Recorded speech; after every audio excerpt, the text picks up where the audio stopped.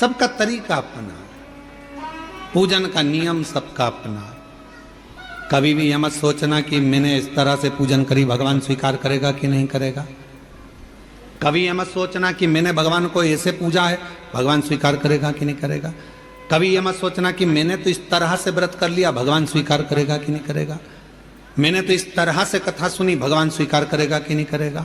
बस निवेदन है, मन पवित्र रखना, भगवान स्वीकार लेगा।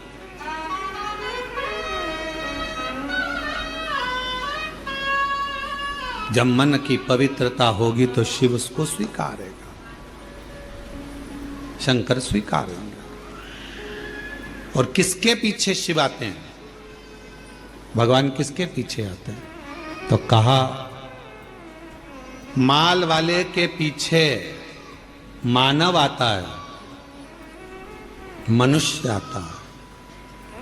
कुर्सी वालों के पीछे मनुष्य जाता है, दुनिया जाती है। माल वाले, तुम्हारे गांव में अगर कोई पैसे वाला होगा तो उसके पीछे लोग बहुत आएंगे, अरे साहब सेठ जी, सेठ जी, सेठ जी, सेठ जी, सेठ जी। काय का सेठ?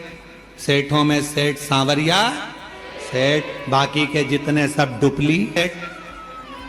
जो सांवरिया सेठ ने करा वो आज का सेठ करता है? बोलो जम के।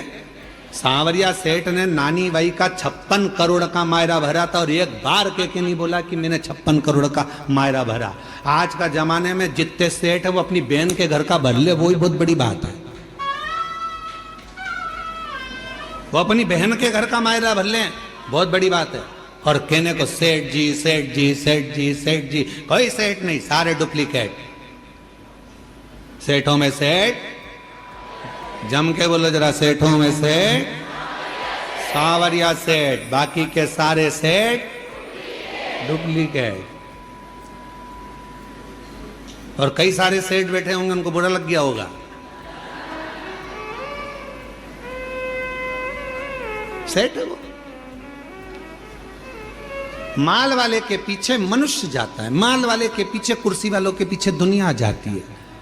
दुनिया पैसे वालों के पीछे जाती है, माल वालों के पीछे जाती है और कुर्सी वालों के पीछे जाती है।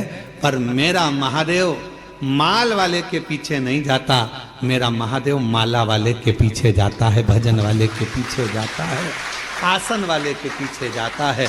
जो माला जपता है मेरा महादेव उसके पीछे चला जाता है, मेरा महादेव उसके पीछे चलता है।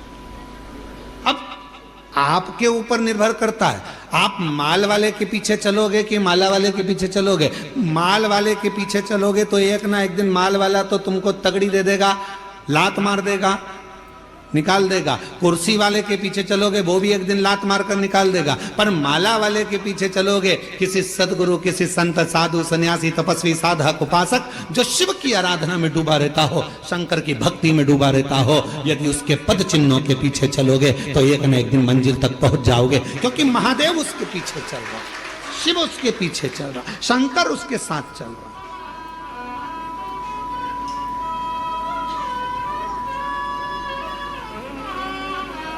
उस महादेव की भक्ति में एक महिला ने पत्र लिखा, देखो, अगर कोई मिल जाए, शिव का उपासक कोई मिल जाए, शंकर की भक्ति करने वाला यदि कोई मिल जाए तो एक बार उसके पीछे चलने का प्रयास करना, तो जिंदगी का सारा सुख तुम्हारे कदमों में होगा, वो सब दे देगा। जो माल वाला नहीं दे सकता वो माला वाला दे सकता है। माला वाले के पीछे तो महादेव भी चलते हैं, जपेगा, भजेगा, स्मरण करेगा, पूजेगा।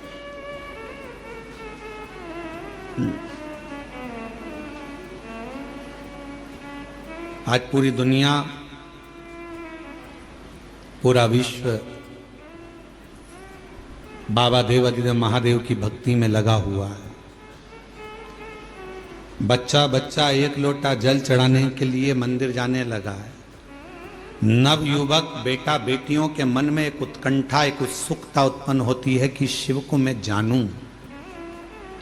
बुजुर्ग माता पिता के मन में भाव आता है कि टीवी चालू कर दो, मुझे शिव पुराण सुनना है। शिव पुराण। कल एक पत्र था एक बहन का, अब वहाँ पत्र को ढूंढना पड़ेगा बहुत सारे पत्रों में, तो कहीं अगर यहाँ बैठी हो तो वो बिना कथा के रह नहीं सकती, बिना कथा के।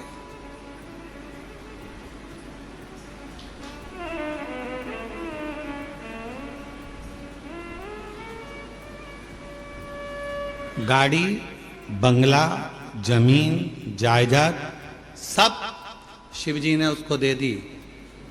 उससे पूछा जाए कि तुझे कहां से मिला, तो कहे शंकर जी के दरवाजे से, नहीं तो मेरे तो शून्य थी, शून्य थी।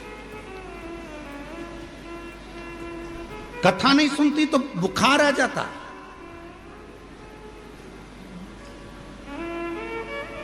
बच्चे लोग परेशान, जब कथा नहीं आती तो बच्चे लोग उसको मोबाइल में चालू कर दे देते कि 5-10 मिनट मेरी माता को सुन लेने दो। वो यहाँ बैठी होगी, बच्चे जहां कथा होती है बच्चे लोग कह देते हैं ये नहीं जाएगी तो मर जाएगी, इसको ले जाओ कथा में। बच्चे लेकर आते हैं। बाबा ने दे दिया सब भंडारी में। ललकता दामोदर प्रसाद साहू जी के मन में थी, तो धनोरा से भगवान शिव ने इनके मन की बात को जान लिया।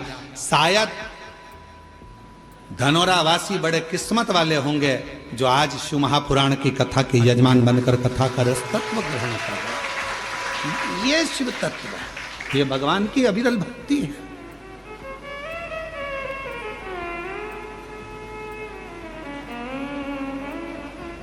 भीम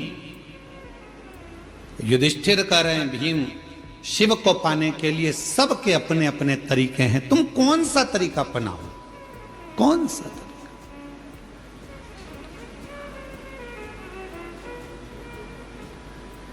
हमने कथा में कहा था 2 परीक्षा होती है।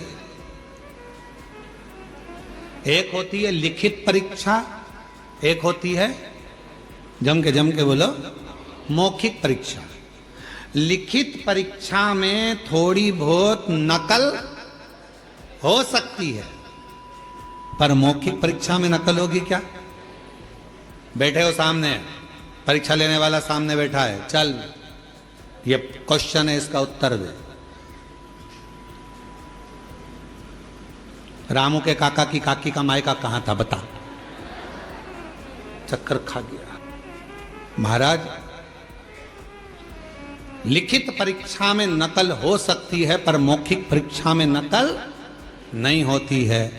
लिखित परीक्षा में नकल कर कर लोग प्राप्त करे ना करे वो अपनी जगह है, और लिखित परीक्षा का एक एक अंक मिलता है, कटता है, फिर मिलता है, कटता है, कुछ मिलेगा कुछ कटेगा। पर मौखिक परीक्षा जब ली जाती है, सामने वाले व्यक्ति को अगर पसंद आ गई उसकी बात, उत्तर, तो समझ लो कि पूरे नंबर अच्छे मिल जाते हैं और पूरा रिजल्ट अच्छा आ जाता है। उसी तरह शिव महापुराण की कथा कहती है, आप अगर लिखित परीक्षा